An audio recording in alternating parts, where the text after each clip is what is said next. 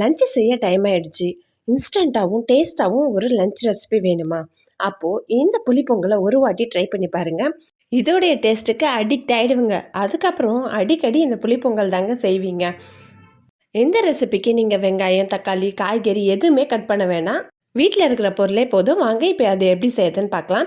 First உங்களுக்கு தேவையான அளவு ஒரு டம்ளர் அரிசி எடுத்து அதை நல்லா வாஷ் பண்ணிட்டு ஊற வச்சுக்கோங்க. அடுத்ததாக ஒரு கைப்பிடி அளவு ஃப்ரெஷ்ஷான முருங்கைக்கீரை எடுத்துக்கோங்க. ஒரு பெரிய நெல்லிக்காய் சைஸ் அளவு புளி எடுத்து அதை 2 டம்ளர் தண்ணியில் ஊற வச்சுக்கோங்க. அடுத்ததாக நான் ஒரு 3 காஞ்ச மிளகாயும், 1/2 கப் வேர்க்கடலையை தோல் எல்லாம் எடுத்துட்டு க்ளீன் பண்ணி வச்சுருக்கேன். இப்போ இந்த வேர்க்கடலையும் காஞ்ச மிளகாயும் இடிக்கிற உரலில் சேர்த்துட்டு நல்லா இடித்து வச்சுக்கோங்க. அடுத்ததாக நம்ம சாதம் வடிக்கிற ஒரு கடாய் வச்சு அதில் வந்து ஒரு 3 ஸ்பூன் ஆயில் சேர்த்துக்கோங்க. எண்ணெய் நல்லா சூடானதும் 1/4 ஸ்பூன் கடுகு, 1/4 ஸ்பூன் பெருங்காயத்தூள் ஆட் பண்ணிவிட்டு கூடவே ஒரு 3 காஞ்ச மிளகாயை 2ஆ உடச்சி சேர்த்துக்கோங்க. அடுத்ததாக கொஞ்சமாக கருவேப்பிலை சேர்த்துக்கோங்க. இப்போ இது எல்லாத்தையும் ஒரு கலரிட்டு நம்ம அரிசி எடுத்தோம் இல்லையா, அந்த டம்ளரை 3 டம்ளர் தண்ணியையும் 2 டம்ளர் அளவுக்கு நம்ம ஊற வச்சுருந்த புளியை நல்லா கரைச்சிட்டு ஃபில்டர் பண்ணி எடுத்து இது கூட சேர்த்துக்கோங்க. அடுத்ததாக ஒரு 1/2 ஸ்பூன் அளவுக்கு கல் உப்பு சேர்த்துட்டு கூடவே ஒரு 1/4 ஸ்பூன் மஞ்சள்தூள் சேர்த்து நல்லா கலரி விட்டுருங்க.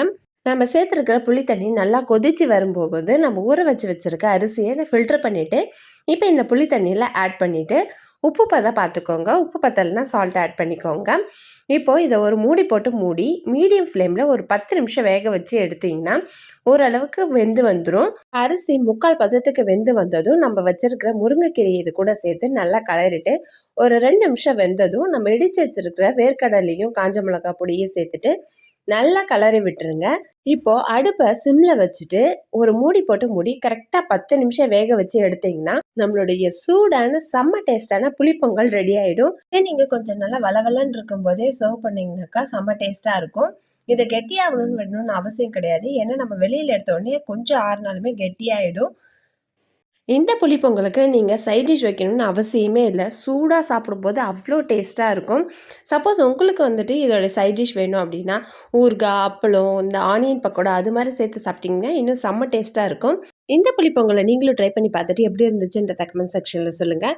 நீங்கள் இன்னும் நம்ம சேனலில் சப்ஸ்கிரைப் பண்ணலையா? அப்போ உடனே சப்ஸ்கிரைப் பண்ணிவிடுங்க. உங்கள் ஃப்ரெண்ட்ஸ் அண்ட் ஃபேமிலிக்கும் ஷேர் பண்ணிவிடுங்க. அப்படியே நம்ம வீடியோக்கு ஒரு லைக்கையும் போட்டுருங்க. நெக்ஸ்ட் வீடியோவில் பார்க்கலாம். பாய்.